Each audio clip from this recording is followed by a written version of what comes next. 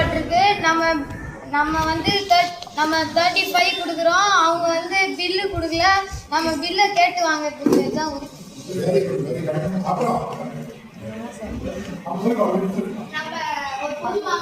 காசு கொடுத்து அதை விட ரொம்ப கம்மியான விலையில இருக்க பொருளை காசு கொடுத்தாங்க, இல்லைன்னா குவாலிட்டி லோவா கொடுத்தாங்க, நம்ம அதை கேட்டு மாற்றி வாங்கிக்கலாம். அதை அப்படி மாத்தலைன்னா நம்ம அதுக்கு ஒரு கேஸும் போடலாம்.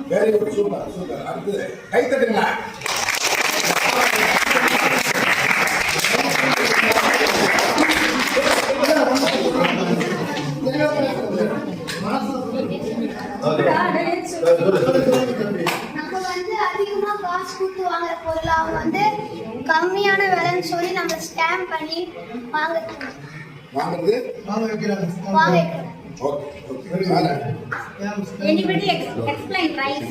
கெட்ட பொருள நல்ல பொருள் சொல்லி விற்கிறேன்.